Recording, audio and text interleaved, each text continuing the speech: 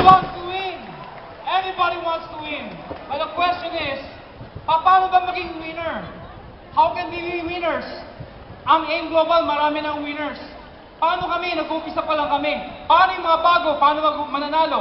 Considered ba na pag meron kang magandang coaching, winner ka na? Considered ba pag naging milyonaryo ka, winner ka na? Ladies and gentlemen, behind that word win, there is a meaning. Win, W means wisdom. Sabihin mo sa katabi mo, wisdom. Maraming tao, they chase fortune. Remember this, fortune cannot chase man. Only you can chase it. Ladies and gentlemen, kaya mong harapin lahat ng mga adversities na harapin mo if you have the right wisdom. Sabihin mo sa katabi mo, ang kailangan mo, wisdom. King Solomon, the Bible said, King Solomon, nabigyan siya ng vast kingdom. But when the Lord came, He did not ask for riches. He did not ask for more fame. What He asked is wisdom. Ang kailangan natin, wisdom, in order for us to win in life. Mga kaibigan, there is this rich man, an old story. Isang mayamang na tao, lalaki, and he was interviewed by a critic. Alam mo, sabi sa kanya, sabi nung critic, hahanapan ko ng butas to. For sure, may ginagawang mali tong taong to. Alam mo, nakahanda na siya magtanong na marami. Ang unang tanong niya, doon sa rich man, why are you so rich? Sagot niya, 2 words, right decision. So nabatit ngayon yung critic. Bakit? Hinahanapan niya ng butas, 2 words lang sinabi, right decision. Pero this time, sabi niya, okay, how do you gain right decision? Ang sagot ng rich man, 1 word, experience. Dinabatit lalo yung critic. Kanina 2 words, naging 1 word. Sabi niya ngayon, this time, hindi makakalusot to. Bakit? Experience pag-uusapan. Marami itong pinagdaanan. Makakahanap ako ng butas. Okay, how do you gain experience? Ang sagot niya, 2 words, wrong decision. Because in every wrong decision that I make, I gain experience. And because of experience, I will have my right decision. It is right. Your decision is right by coming here. Sabihin mo sa katabi mo, buti na lang nandito ka. Magkakaroon ka ng wisdom.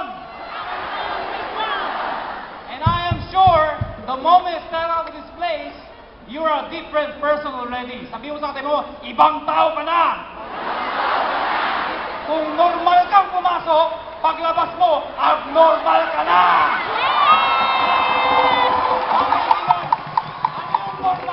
Yung normal, papasok dito, walang power.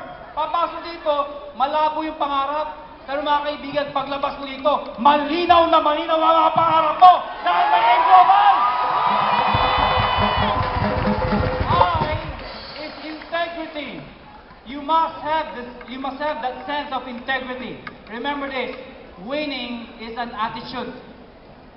Maraming tao nagiging successful, lumalaki ang ulo. Umakit din sa stage, pinapalakpakan, he's so proud of himself. But deep inside, may mga ginagawang kalokohan. May mga nangamada. May nagbabagsak ng presyo ng produkto. May mga nanunulot. Oo, panalo ka. Alam namin, mayaman ka. Pero tanda mo to, isa lang ang pangalan mo. Pag dinungisan mo yan, sira pa rin ang pagkapanalo mo.